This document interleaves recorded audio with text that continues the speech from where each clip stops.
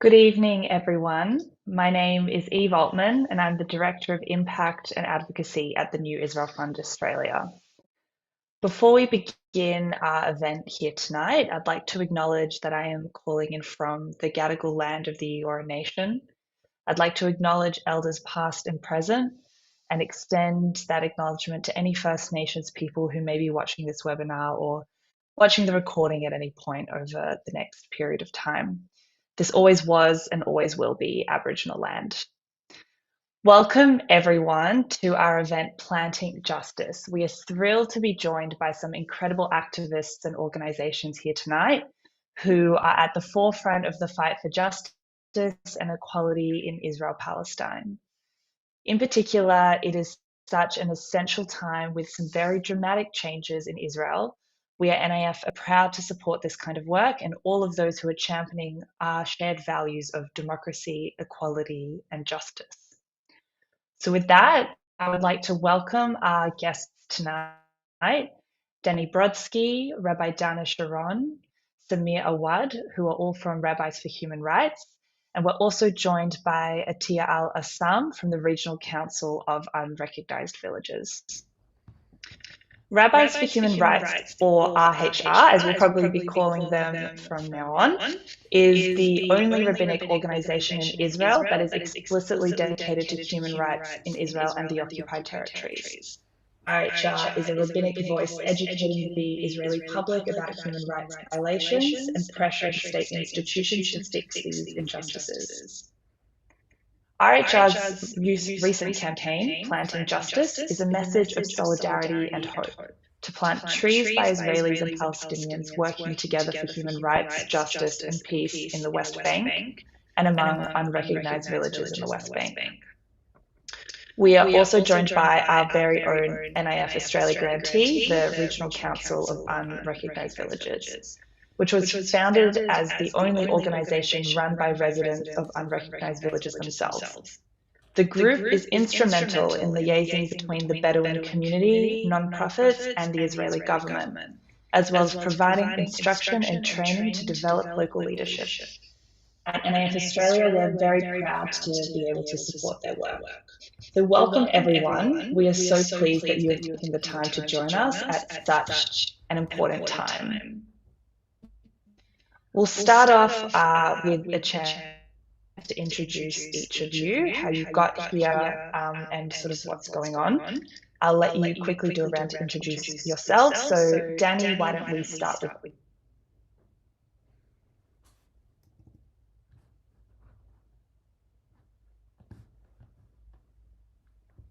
Sorry, Danny, do you want to give an introduction to yourself? Yes. Can you hear me? We're not sure how strong the internet here is. Yes. I'm the director of the OPT department, Occupied Palestinian Territory Department in Rabbis for Human Rights. We provide protective presence in the Negev, in the Negev desert, in East Jerusalem, and in the Northwest Bank. We have the annual harvest where we bring people almost every day to harvest olives in Palestinian communities. We have annual tree planting events where we plant basically all over the country with communities for justice. And and year-round we provide protective presence both to shepherds and different communities in whatever needs they have. Great, thank you so much and welcome. Let's move on to Samir. Do you want to introduce yourself and a bit about your work? سمير قول لهم يعني مين انت وشو بتعمل؟ أنا سمير بالعربي. أنا سمير عواد من الضفة الغربية. I am Samir Awad from the West Bank.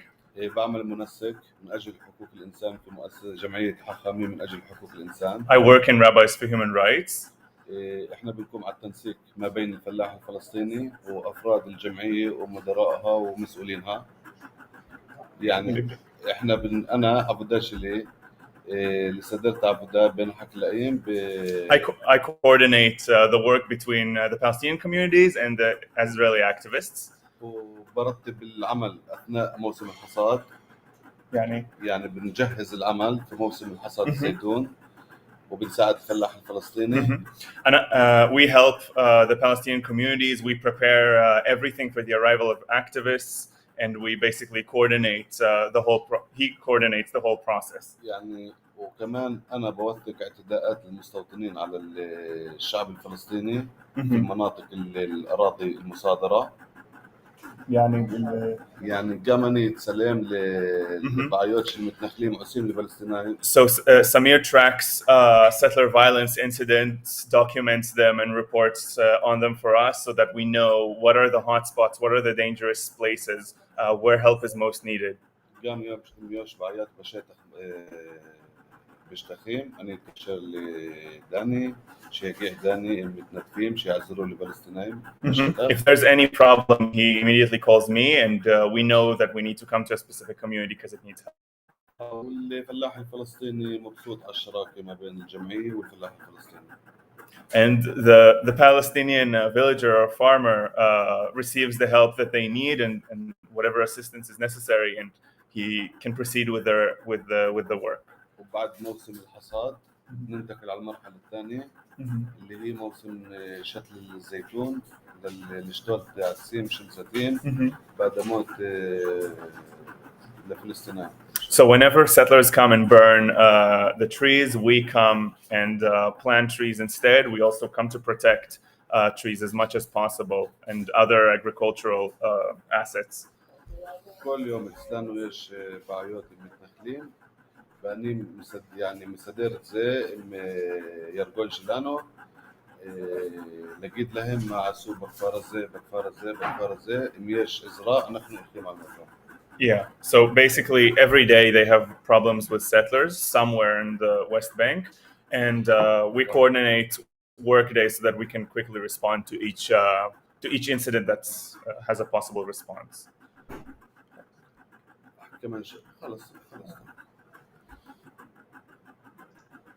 Thank you so much for sharing the really important work that you are both doing. Atia, would you like to introduce yourself and the work that you're doing in your organization?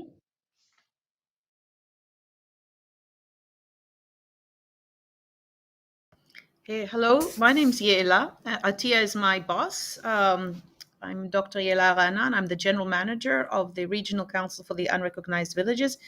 Atia is in the office, I'm somewhere else, and he's trying to connect, so it might take a couple more minutes.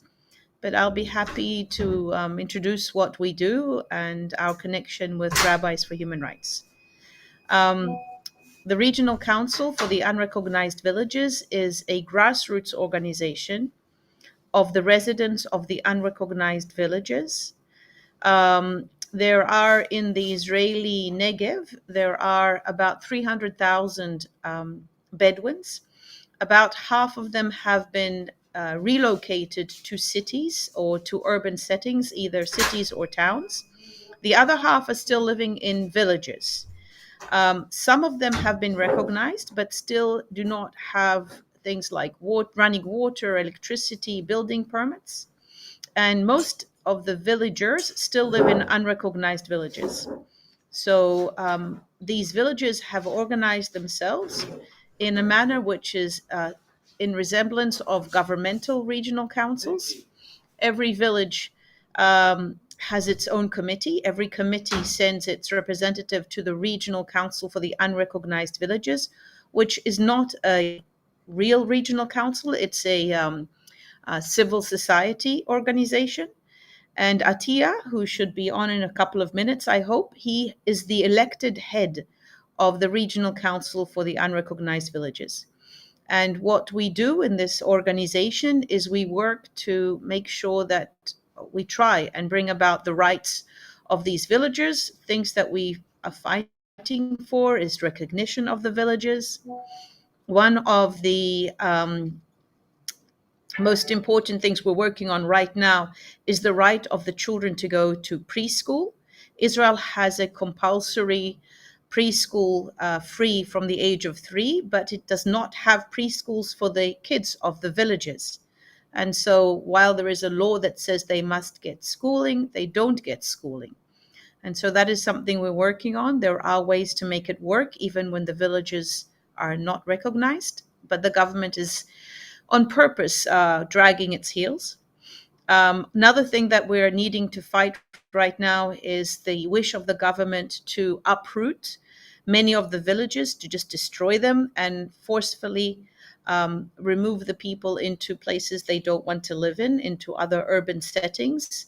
These are traditional people that are farmers, and for them, this is the destruction of their way of life, and many other things that are not working. I'm going to take myself off for a minute to help Atia through the phone to help him connect to this meeting. Great, thank you so much. And I appreciate everyone's patience and understanding with the shifts. We've also had an apology from Rabbi Dana, who's unwell, so unable to join us.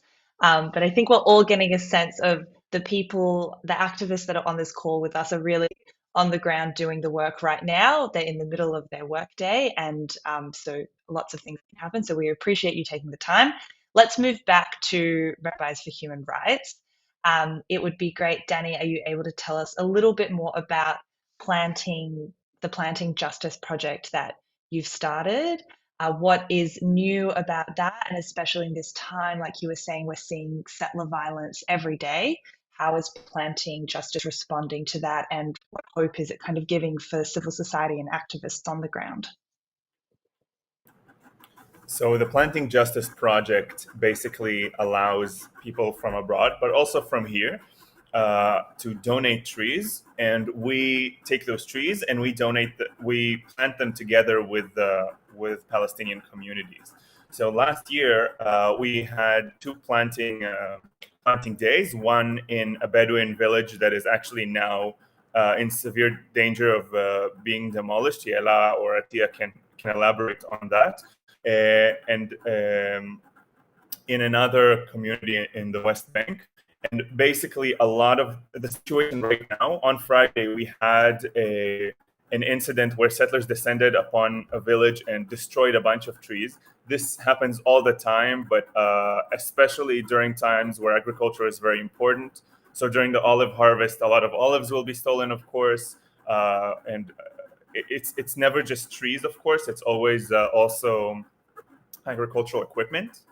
But basically, this allows not only people from abroad to be involved in justice initiatives here, but also allows us to quickly respond to the settler violence in a direct and meaningful way. So you burn the trees, okay, they will be replaced by people who believe in human rights and believe in justice. And this directly shows that, okay, there are those who destroy trees, whose beliefs and interpretation of Judaism is destruction, and there are those whose Judaism is to come and replant trees, replant life, and create meaningful connections that will be a basis for a better future here. So this initiative both responds to the horrible situation that is honestly getting worse, but also allows everyone to participate in it, whether they're here and they can come with us to plant, or whether they're from abroad and want to see stuff like this happen more and more, and as the counter to the situation, they can get involved. Great, thank you. And I believe that Atia is now on the call, so we'll move back. But it's really great to hear about how using trees and nature as a way to create that sense of justice and being able to respond firsthand. Atia, if you can hear us, I would love to get you to introduce yourself and talk a little bit more about the work that you do with unrecognized Bedouin villages.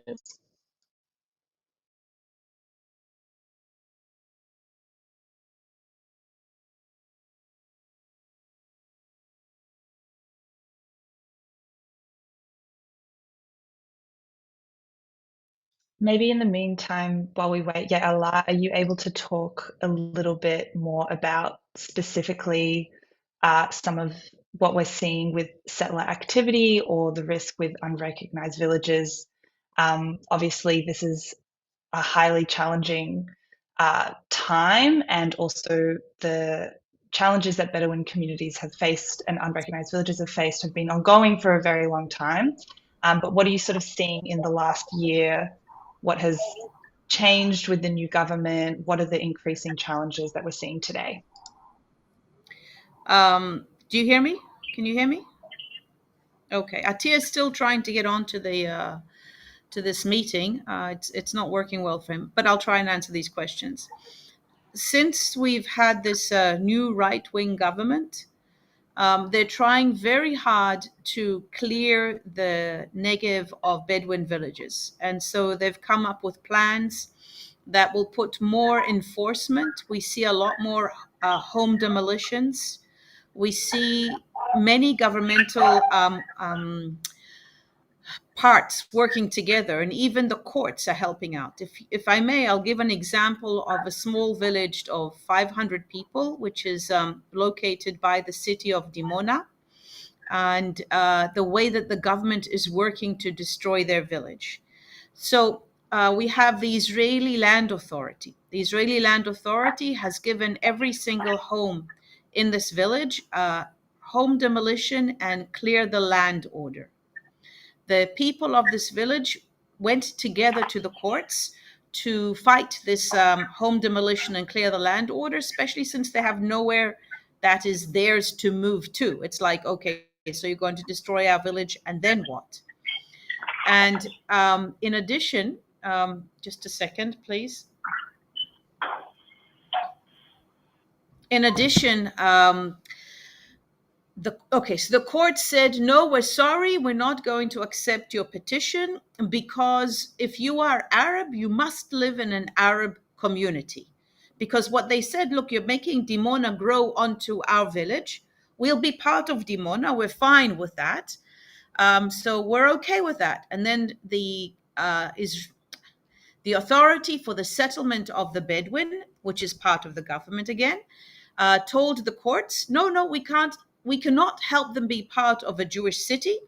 Our mandate is just to move them to an Arab community. So we have the Israeli Land Authority, and we have now the court system. Another system, another governmental system that is working together is the Israeli Planning Authority, which is the one which needs to approve the planning of the city of Dimona. And so we were at the Israeli planning meeting just last week, and we were there sitting. There was about 30 people from the village listening to planners planning on top of their village a neighborhood for Dimona while they're not there at all. I mean, they were talking about the animals living, and now they're going to get hurt. And they talked about how the rocks which are there might get hurt. But no one discussed the fact that there are people already living there. And so now we have 3 governmental agencies working together to destroy the village. And it's horrible when you think about these people who were living there before we became a state, and have been pushed to the side of Dimona every time that Dimona grows further and further aside. And Dimona is growing on their lands. And now everybody together, all these governmental agencies are working together in order to totally erase their village. I would like to add the importance. I'm not Bedouin. I'm Jewish. I live in the Negev, and I work with the Bedouin community, with the residents of the unrecognized villages.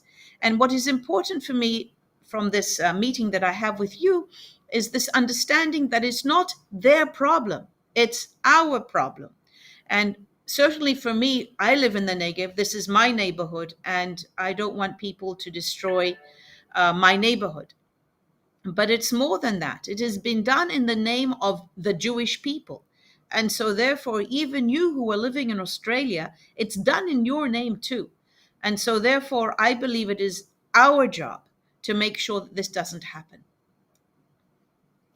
or to fight against it. Thank you so much. That's a really important message for us to get through. And like I said, we're really at NIF Australia great to be able to support your work. We might go back to Rabbis for Human Rights now, to Danny and Samir. What about from your perspective and the work you're doing? I was actually able to meet with you, Danny, with our Naomi Chazan Fellows in January earlier this year. And I think on that panel, you spoke about how the three main challenges you were concerned with the new government as they had just come in was moving from de facto annexation to de jure annexation, expansion of settlements, and a lack of accountability. So now that we're here, 10 months later, what have you seen as the big challenges that has come up in your work with the new government? I'll answer briefly, and I'll let Samir also say from his perspective. From our perspective, we see a constant rise in settler violence. Just empirical, just there's more and more, and it's sometimes more brutal. We see in some communities what appears to be a new strategy where the violence is concentrated on one vulnerable community, then it leaves, and then the violence moves on to another. So instead of being sporadic, it's more targeted, which is a very, very worrying development. Is this a direct result of the new government? It's hard to say, but the fact that there's more violence and it is coordinated more cleverly so as to kick out communities, that makes the situation a lot worse. And I can say that compared to when we spoke, I received many, many more requests for protective presence and for assistance. And so that just tells you, how bad the situation really has gotten. I'm going to translate really quickly for Samir so that he can say. هي سألت مع حكومة جديدة بالإسرائيل أنت شفت تغيير بالوضع. نعم في تغيير. Yeah, he says he can see a difference. للأسوأ. أسوأ؟ يعني للمشاكل أكثر. He says there's many more problems now. يعني مصادرة أراضي. مصادرة. So he sees that land theft has increased dramatically. So it feels like there's, or perhaps it is the case that every day there's a new young Palestinian killed.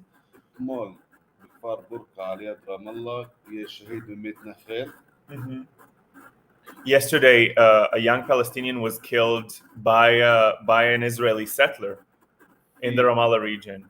في محارق جماعية كل يوم صرفين تقول بيت شل فلسطيني وكل كفار بقاش معصوبة ترمسعية معصوبة حوارة زي الاثنين 70 سنة 50 سنة لو كراكا. So he sees unprecedented amounts of violence where we saw it in Turmusaya and Hawara. Those villages had whole houses burning. And this is something that it wasn't the case. It was almost never the case for as long as the occupation exists. That most of the time the house burning was not a thing, but now it's almost become common practice. The government is a government of settlers, so they have all the support that they need.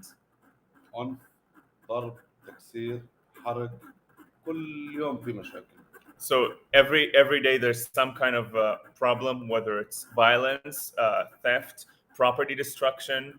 Every day the communities have to deal with something.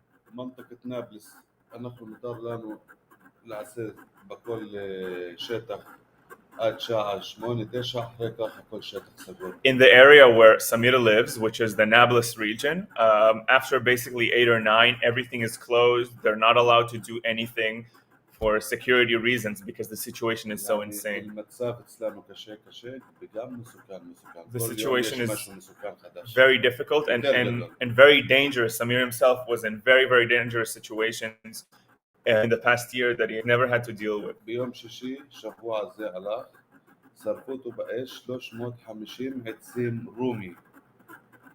رومي بنجيل 200 سنة 150 سنة 1000 سنة. Just this Friday, 350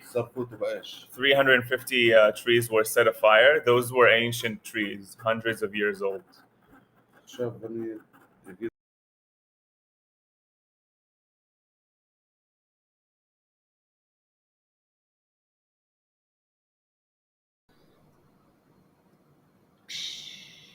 I don't know if you can see, but those are the trees that were set on fire.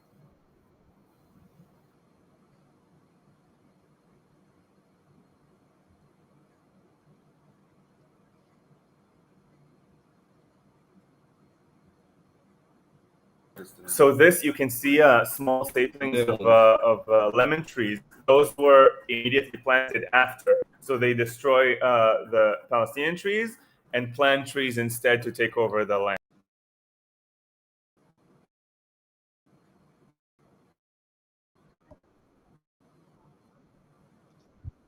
Thank you so much. I think it's really amazing to be able to see those photos and get a clearer visual of how it works. And Samir, I wanted to actually ask you, you've segued into it quite nicely. For those who are watching who aren't so familiar with this issue, what are some of the practices? You've showed us that one of burning down the trees and planting their own trees. What are some of the other practices that happen in terms of land theft? Like, what is the kind of actual things that happen in order for settlers to come and take the land? تسأل كيف المستوطنين بياخذوا الأرض، يعني بالضبط في يعني مرات بيزرعوا أشجار، كيف كمان؟ يعني في إشي بعربية بقولوا له زحف استيطاني، يعني لات يرديم لات بقام تسلانو بول بشتخ عقرب عورت يانون زي شتخ أسور اللي كنيس لفلسطيني הצבא אומר לך זה שטח סגור. מרבשת הגדול של הצבא, מראש הצבא. אחרי כך אסור לנו להיכנס, מותר למחזים להגיע לשטח. زحف استيطاني? زحف استيطاني. So Samir says there's a saying in Arabic that's زحف استيطاني. That means slowly. And so the settlers do this step by step. Often the situation is that the army closes an area, whatever, for security reasons, for whatever reasons it thinks it needs to do that. Palestinians are not allowed, but settlers are. Settlers are allowed to the areas where Palestinians are not. Usually those are Palestinian areas, of course.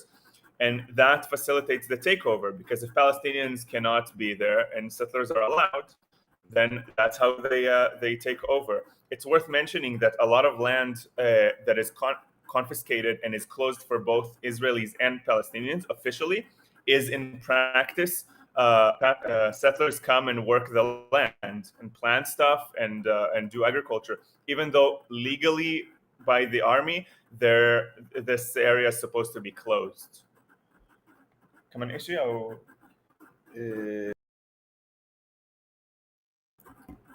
للممتلكات أيتم بيانون كان رأيت يردين بالمحفرون بما تكسر يعني الصبا نتلين يشور لمتنخلين شي عسوم ما شو يتصرفوا يعني لو خيم تقول هذا ما مستقلين مهار زي توف مش فيلهم So settlers come, they see land, they can take it, they'll receive army protection. The army will give them whatever backing is necessary. In very rare cases will it intervene and not allow them to take some land. And once it's on that distant hill, they can grab the area around it, because Palestinians are now not allowed. There's army protection.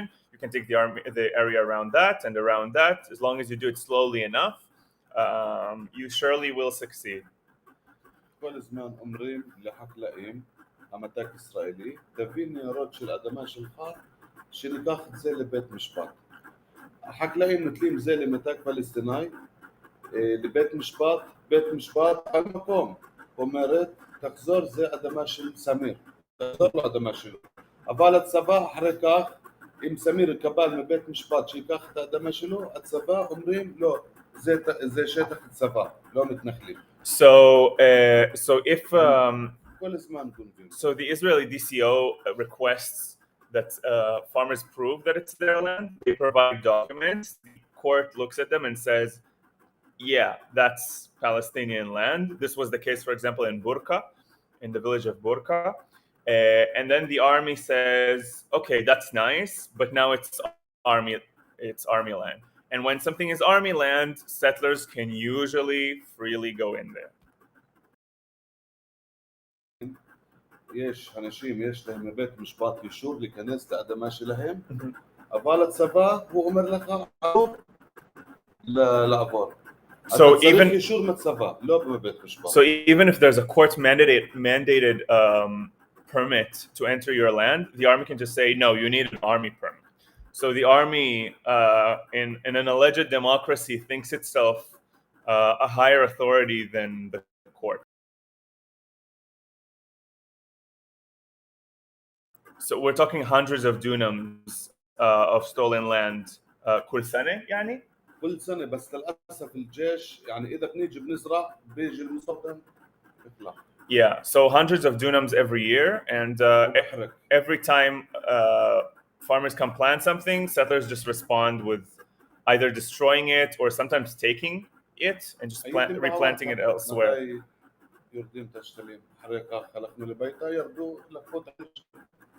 Okay, so this happened in his village very recently.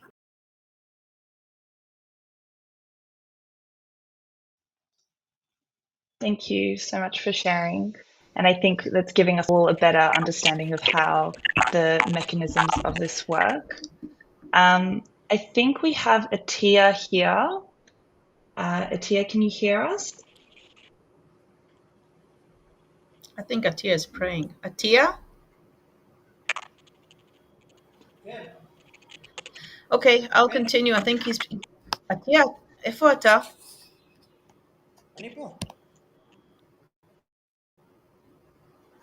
Okay. He's got his phone on. He managed. So we might try. Okay, I'll continue. Okay, thank you, Yaela, so much for stepping in. I was wondering if you could also talk then a little bit in more detail about the work of the Regional Council of Unrecognised Villages in terms of fighting against the moving villages. You spoke a little bit before about the case in Dimona. What has been some of the successes that you've seen in terms of pushing against some of these changes that are really quite detrimental to the community? You put the Regional Council of the Unrecognised Villages, which is an organization belonging to Bedouins who are citizens of Israel. Okay, these people have been part of the citizenship since the beginning of the state in 1948, in the same meeting with the Palestinians, and I think you were right in doing so. Palestinians, Israel is harming them through the occupation by the fact that we are not giving them citizenship. But many of the practices that we have in the West Bank are also being transferred into Israel. So I'm glad that you put us together. But it's important to realize that it's not just the occupation, not only through occupation, through military rule over Palestinians, that Israel is harming Palestinians and Arabs who are under their rule. Okay, so we're talking about citizens. And you asked, what did we succeed in? So the RCUV, the Regional Council for the Unrecognized Villages, came into existence. It was created by the people in 1997. And since then, 18 villages have been recognized. We have managed to do the work and use civil kind of work, so going through the Knesset and going through the courts and just doing everything we can in a civil, through civil kind of work, to achieve the recognition of 18 villages. Also, we have managed to force the government to erect schools. We still need, as I said, many, many more, especially preschools. And we have also made sure that the world knows about this issue of the non-recognition of the villages. It was a very silent, invisible issue before the RCUV came into existence. What else have we succeeded? I think those are two huge things. We've managed to force the government to build roads to the schools, to provide electricity to the schools. The RCUV has managed to help the people receive not running water into their homes, but the ability to be connected to running water, which is probably about 1 or 2 kilometers away from their home. So we helped thousands of villagers over the last 3 years to connect to the Israeli water system, and to pay, instead of the highest prices available, the lowest prices available, since they don't get any sewer services. So they pay less than the others. So we do have successes, and the reason that we do have success is, one, the community is organized under this RCUV, the Regional Council for the Unrecognized Villages, so they have a voice and they have somebody that every day is working for their rights. And the other reason is because we're working with other NGOs that work for human rights in Israel. So, for example, Rabbis for Human Rights, but not only. Also, there is BIMCOM, which the NIF, New Israel Fund, is funding, which is Planners for Human Rights, and ACRI, the Association for Civil Rights in Israel, and ADALA, which is the Palestinian Israeli, what do you call it? Legal organization. So we know how to work together, and each one brings what they can to the table. Our job is to bring the community. Okay, so we are the community, and we are the community's voice. Thank you. And it's great to hear as well that ACRI, Adala, and BIMCOM, they're also all NIF Australia grantees. And I guess speaking of partnership, what is the partnership with Rabbis for Human Rights looking like at the moment? And what are some of the work you two are doing together? We'll start with you and then we'll move back to Rabbis for Human Rights for this question. Since we're talking to people who are involved with the New Israel Fund, I would like to thank the New Israel Fund that is helping us in something new that we're starting. And it's we're beginning to work with more seriously with the Israeli media about I'm sorry, I'm thinking in Hebrew. English has not been my language for a while. About the way that the media shows the Bedouin. They've demonized it. The media has demonized the Bedouins. And one of the strongholds, one of the reasons why the far right managed to come into power, Ben Gvir, who's the most fascist of the right-wing parties, has used the policies against the Bedouin to say that there is no, the word in Hebrew is meshilut, and in English would be no sovereignty. No governmental hold. What's the word? Sovereignty. They like to use sovereignty a lot. Yeah, governmental hold over these villages. It's true. The people are building homes without the governmental permission. That's because the government does not allow them, does not give them permission to build their homes. So all these houses are rendered illegal because there is no way to get a building permit.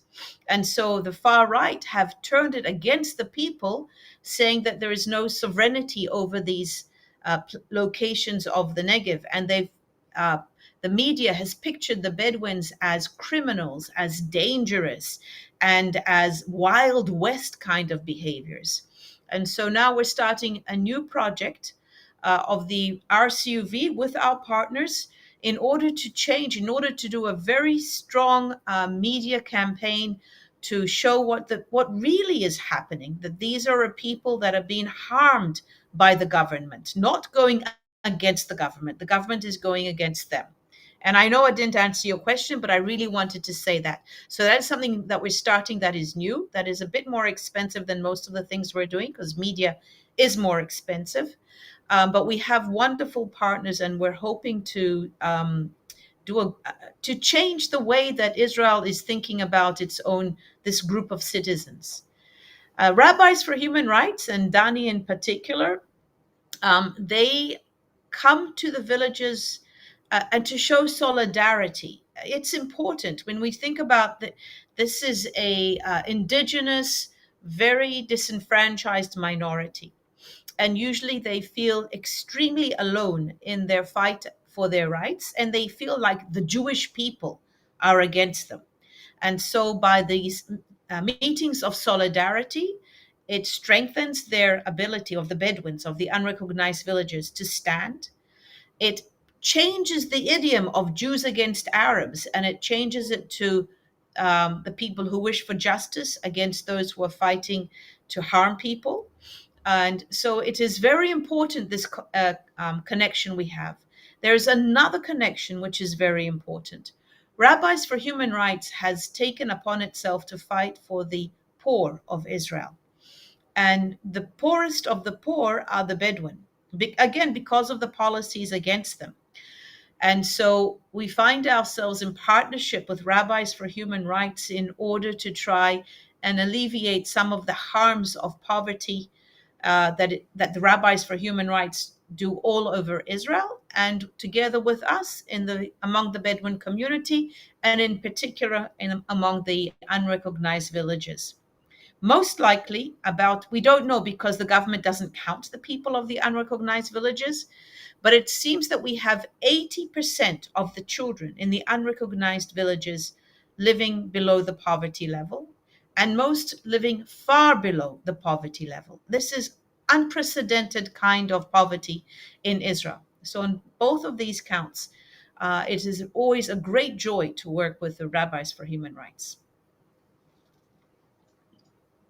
Thank you so much for that. So moving back to Rabbis for Human Rights, Danny and Samir, I think we heard a bit about the solidarity work that you do. So maybe we'll zoom out a little bit for one of our last questions. We've been seeing for 31 consecutive weeks, tens of thousands of people going to the streets in protest for democracy. What, in terms of, you're working in the space of solidarity, what are you seeing in terms of how civil society and activists are showing up or showing strength around the issue of land, around the issue of settlements and settler violence? Has that conversation shifted in the last few months? What are you kind of seeing there?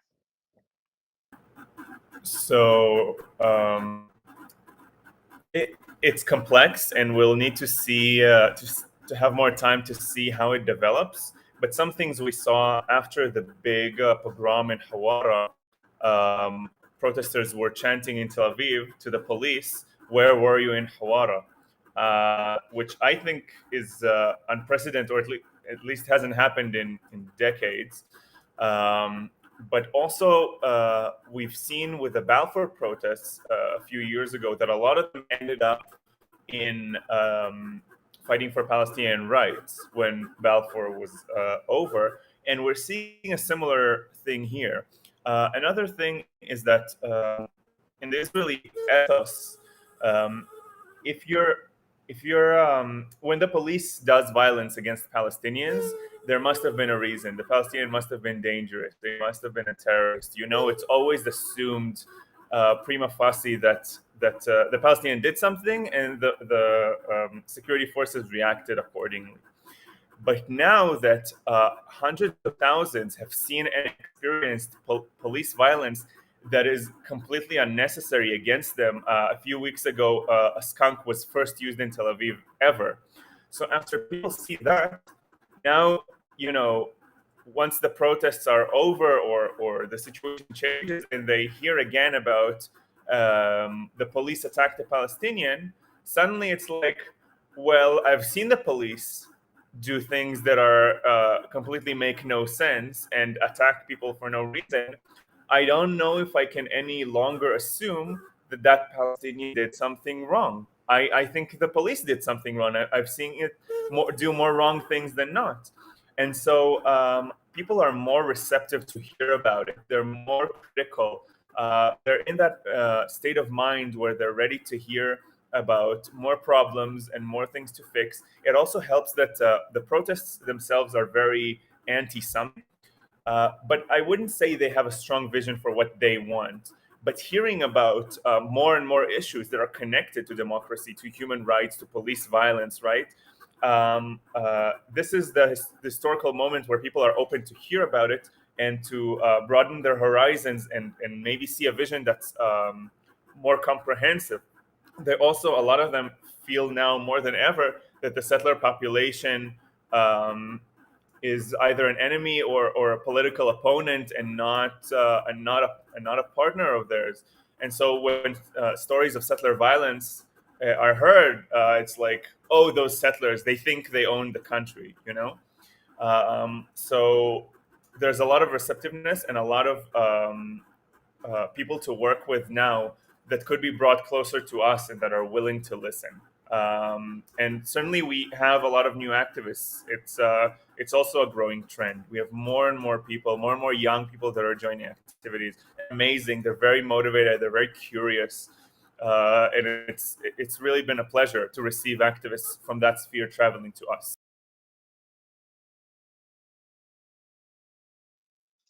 Great. Thank you so much. I would like to add, can I add Yeah. to Danny's explanation another aspect? People are asking, what is the source of the change in the policies towards the right and towards the fascist and towards the, the people who messianic right? And people are understanding that occupying the West Bank for so long is part, or maybe a huge part, of the reason that Israel is turning so far to the right. And so the understanding is we can't just say, well, it's a problem over there because the problem now is coming home. And so that's also a huge part in the change that is happening in Israel. We can't, people who just wanted to ignore it, it's over there, it's nothing to do with me, now they understand that they can't do that anymore. And it's one of the reasons why we're really excited to bring this conversation to our audience in Australia here tonight, because that's also something we're seeing in the diaspora community in Australia and also across the Jewish world. That conversation is shifting. So thank you, all of you, so much for being able to bring more of that detail and more of an update on what's on the ground for our communities here, so that we also can understand that it's not an issue we can just put to the side and ignore, and there's no normal that is going back to. We'll finish up now with one last question. I feel like we're heading in that direction anyway, so thank you. But I want to talk about the path forward ahead and really focusing on hope. So I'll go to each of you. What do you see as giving you hope in this ongoing fight that we're going towards a commitment for justice?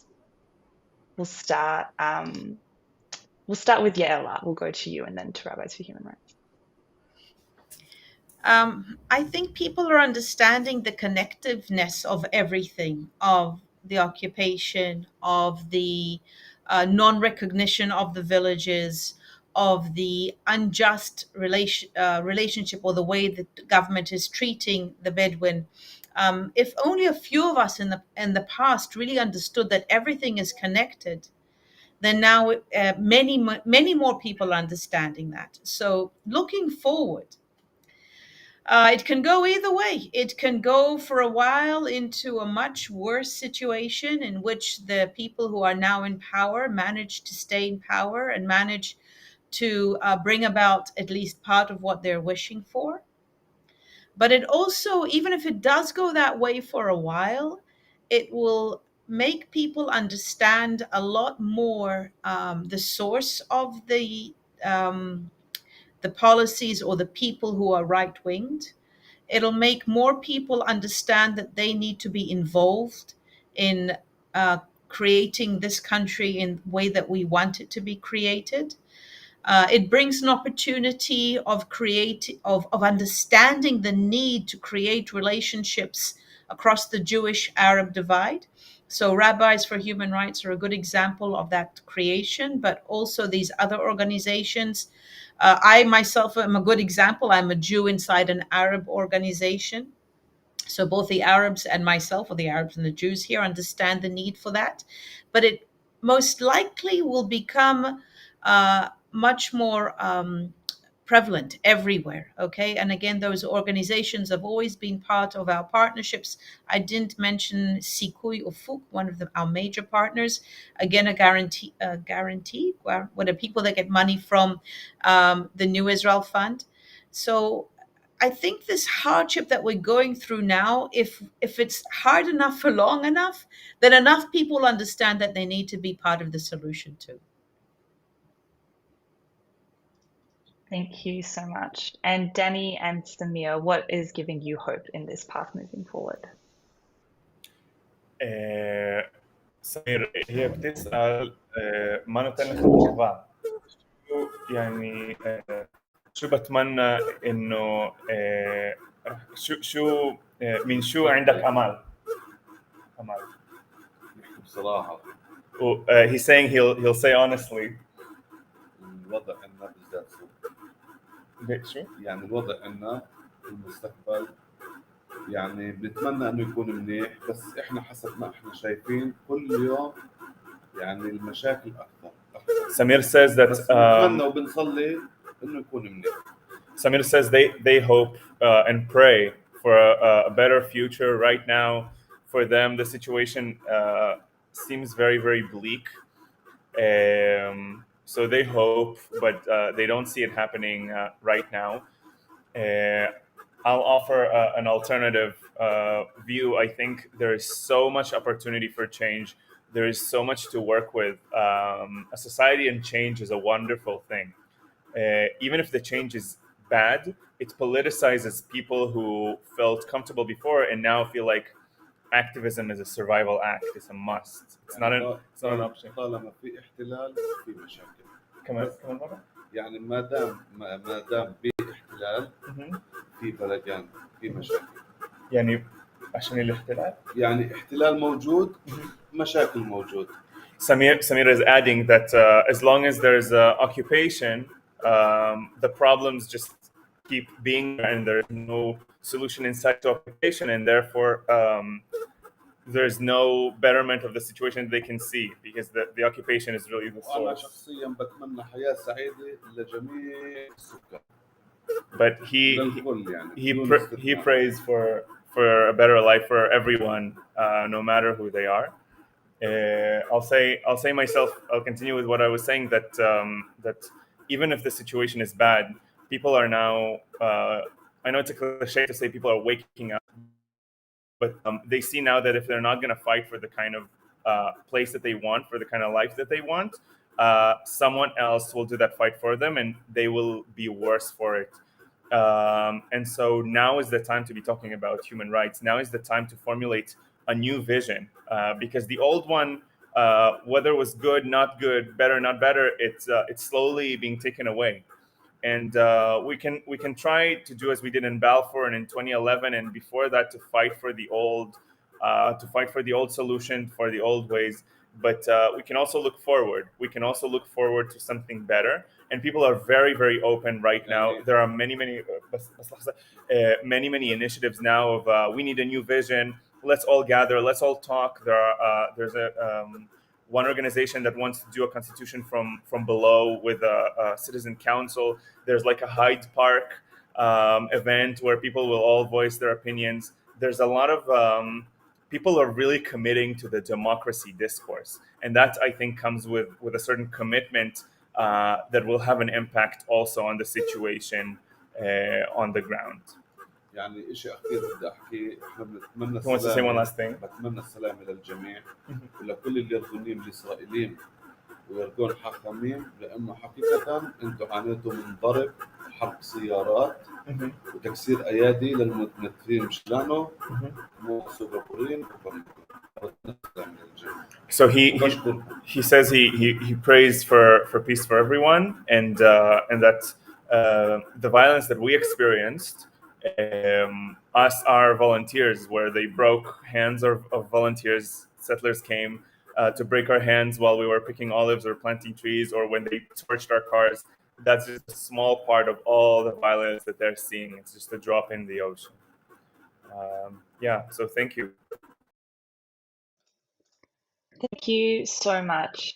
I think what we've really heard here tonight, that this is such a crucial time, and I really want to thank each of you individually for coming and sharing with us your knowledge and experience, and also sharing your hope and also the reality. I think it's a conversation we're seeing more and more that Israel can have no true democracy as the occupation continues.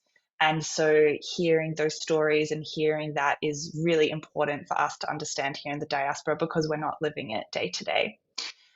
So thank you again to everyone for coming to watch, for our panelists for joining. We are constantly reading the news that there is more awful things happening every day with the current Israeli government. It's essential that we are, through these news stories, not forgetting about the stories of our activists and of the people who are on the ground, who are making that change to move us to a better place. So thank you for helping us get further along in the fight for justice, equality, and democracy. We at NIF Australia are continuing and increasing our support for this kind of work. We are really pleased that we were able to have the Regional Council of Unrecognised Villages, which is a project of NIF Australia, join us tonight and to hear more about that in detail. It is these kinds of projects and activists that will be the glue in our ongoing fight for democracy. And beyond that, creating a truly just society for all citizens. In a moment, there should be a QR code that appears on your screen, which if you scan that, you'll be able to donate to NIF Australia. I really urge you to join the call that was given to you this evening, that now is the time to commit to human rights and justice. And now is not the time to walk away. So thank you everyone for joining. You'll also receive an email in the next couple of days following up from tonight's event with more information about the Planting Justice Project, Rabbis for Human Rights, and the Regional Council of Unrecognised Villages, so you can learn more about their amazing work. Thank you for joining us, and good night.